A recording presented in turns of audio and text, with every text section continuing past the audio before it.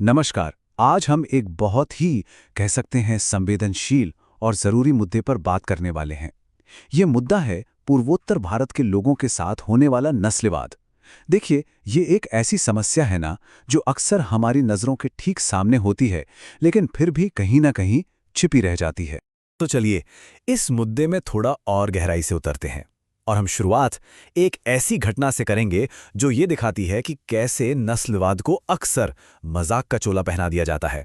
देखिए, हाल ही में दिल्ली यूनिवर्सिटी में एक बहुत ही परेशान करने वाली घटना सामने आई। हुआ ये कि एक सीनियर प्रोफेसर को उनके ही एक स्टूडेंट ने एक नस्लीय टिप्पणी के साथ परेशान किया। और ये कोई एक अकेली घटना नहीं है, ये एक बड़े पैटर्न का हिस्सा है। तो सवाल यही है, क्या इस तरह का बर्ताव सिर्फ कूल दिखने की एक कोशिश है या फिर इसके पीछे कोई गहरी, कोई ज्यादा खतरनाक सोच छिपी हुई है? इसे समझना बहुत जरूरी है। इस बर्ताव को समझने के लिए हमें एक टर्म को जानना होगा जो इस पूरे मुद्दे के सेंटर में है, अनौपचारिक नस्लवाद यानी कैजुअल रेसिज्म। तो आइए देखते हैं कि ये असल में है क्या। तो कैजुअल रेसिज्म का सीधा सा मतलब है हमारी रोजमर्रा की बातचीत में होने वाली वो छोटी छोटी, सटल और अक्सर अनजाने में की गई पक्षपात से भरी बातें। ये बातें किसी भी नस्लीय या जातीय समूह के बारे में पहले से बनी बनाई धारणाओं पर आधारित होती हैं। ये स्लाइड एक बहुत जरूरी फर्क को सामने रखती है कि ये दिखता कैसा है और असल में ये है क्या। ऊपर से देखने पर तो ये सिर्फ चुटकुले या हार्मलेस कमेंट्स या फिर कोई सोशल मीडिया पोस्ट लग सकता है, लेकिन सच तो ये है कि ये एक तरह की मानसिक हिंसा है। ये समाज में भेदभाव और पावर इम्बैलेंस को उसको और बढ़ावा देती है। और इसका जो असर होता है वो बहुत गहरा होता है। ये लोगों के आत्मसम्मान को चोट पहुंचाता है, उनमें अपनेपन की भावना को खत्म कर देता है। जिसे ये सब झेलना पड़ता है उसे ऐसा महसूस होने लगता है कि वो भारत का हिस्सा नहीं बल्कि कोई बाहरी है। और सबसे खतरनाक बात, ये समाज में ऐसी सोच को नॉर्मल बना देता है।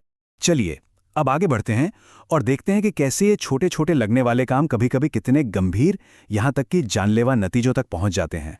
तो सबसे जरूरी बात ये समझनी है कि ये सिर्फ शब्दों तक ही नहीं रहता, ये जुबानी बदसलूकी अक्सर शारीरिक हिंसा में बदल जाती है। हमारे सामने इसके दो बहुत ही दुखद उदाहरण हैं।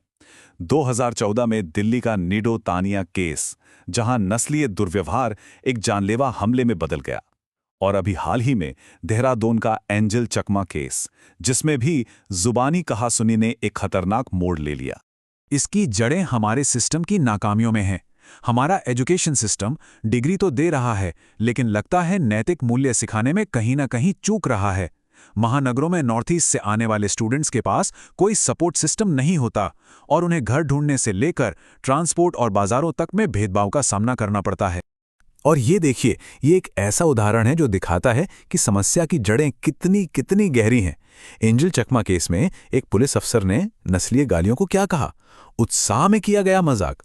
अब जरा सोचिए, जब कानून को लागू करने वाले लोग ही इसे इतने हल्के में लेंगे तो फिर अपराधियों के हौसले तो बुलंद होंगे ही, है ना? तो क्या इसका कोई समाधान है? जी हां, बिल्कुल है। अब हम समस्या से समाधान की ओर बढ़ते हैं और बेजबुरुआ समिति के काम को समझते हैं। नीडो तानिया केस के बाद 2014 में इस कमेटी को बनाया गया था। इसका मकसद साफ था, नॉर्थ ईस्ट के लोगों के साथ होने वाले नस्लीय भेदभाव, हिंसा और उत्पीड़न जैसे मुद्दों का हल खोजना।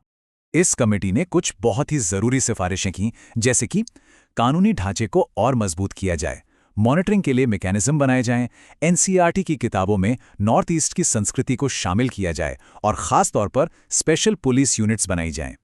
कानूनी बदलावों में जो सबसे अहम सिफारिश थी वो आईपीसी की धारा 153A को लेकर थी।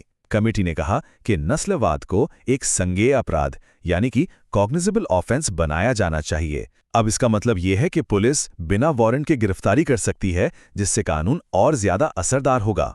अच्छा, कमेटी की सिफारिशों के अलावा भी हमें कुछ और कदम उठाने होंगे। तो चलिए अब देखते हैं कि आगे का रास्ता क्या हो सकता है। देखिए, संस्थानों के लेवल पर बदलाव लाना बहुत ही जरूरी है।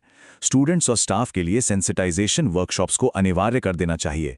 जैसे एंटी रैगिंग कानून है, ठीक वैसे ही नस्लीय टिप्पणियों के खिलाफ भी जीरो टॉलरेंस की पॉलिसी अपनानी होगी। और हाँ, संविधान के आर्टिकल 15 और 19(1)E को सही तरीके से लागू करना होगा। राष्ट्रीय एकता को मजबूत करने के लिए एक भारत श्रेष्ठ भारत जैसी पहल को और बढ़ावा देना चाहिए। स्टूडेंट एक्सचेंज प्रोग्राम हो, कल्चरल प्रोग्राम हो, इनसे लोगों के बीच एक दूसरे के लिए हमदर्दी और समझ बढ़ेगी, जो इस दूरी को कम करने में वाकई मदद करेगी। और अंत में बस इस एक बात पर सोचना बहुत जरूरी है। भारत की विविधता में एकता का जो आदर्श है वो सिर्फ एक नारा नहीं होना चाहिए, उसे हमारी असल जिंदगी में दिखना भी चाहिए। क्योंकि अगर हमारे ही देश के नागरिक खुद को असुरक्षित महसूस करते हैं या भेदभाव का शिकार होते हैं, तो हमारा राष्ट्र निर्माण का काम अधूरा है।